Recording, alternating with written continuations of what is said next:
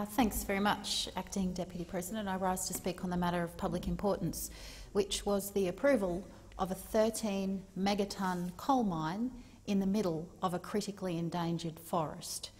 Now, sadly, the approval was given at the federal level by the former Labor government, and it was given at the state level by the state Liberal government, and I'll have more to say about that in the course of my short contribution.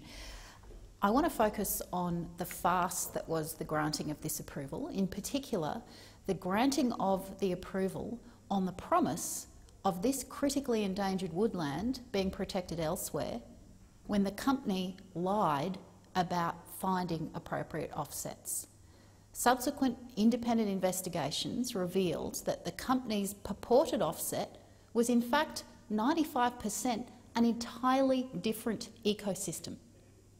Now, somehow the Federal Environment Department hadn't realised that until they'd already issued the approval. To their credit, they then commenced an investigation which demonstrated that indeed the offsets were misdescribed, in my view, proving that the company had used false and misleading information in order to gain an approval. Now, that's a prosecutable offence.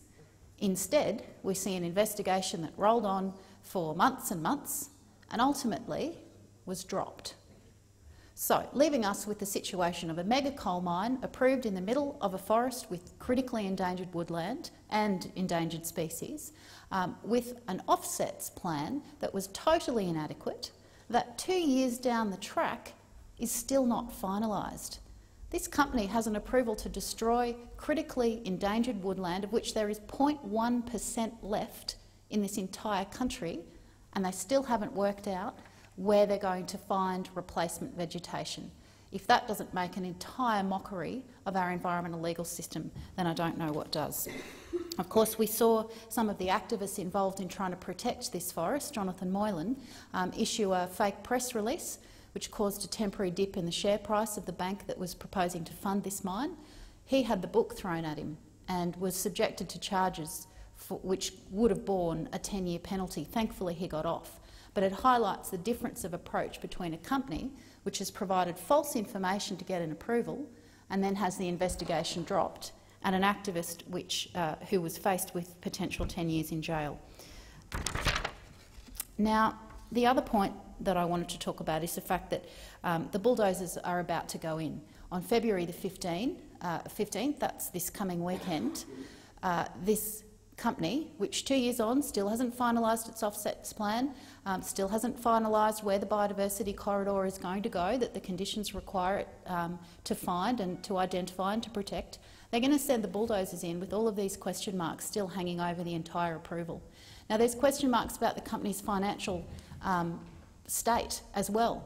So I'm worried that we might see a situation where this endangered woodland gets cleared and then the mine doesn't even get up at all. Now, I'd love for the mine not to happen, but for the trees to be cleared and then the company to fall over would be an absolute travesty. We've got to see the minister step in and pause this approval. I think he should revoke it entirely, protect the climate from this 13 megatonne coal mine and protect those 500+ hectares of critically endangered woodland.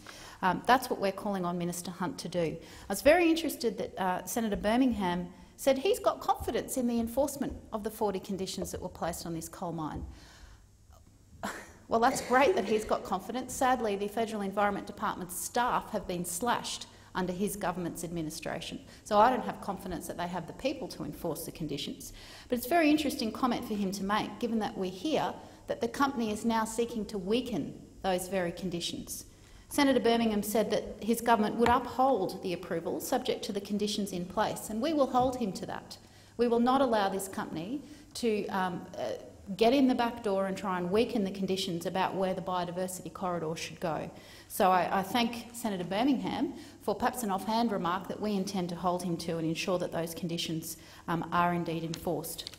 What a mockery for this mega coal mine to be approved right when the price of thermal coal has halved in the last 3 years. This mine is not financial. It's going to have an absolutely atrocious effect on the climate. It would pump out 30 million tonnes of CO2, which is equivalent to the annual emissions of New Zealand's entire energy sector. Massive climate disaster, massive biodiversity disaster. Minister Hunt needs to step in and act like an Environment Minister and stop this. Thank you, Senator.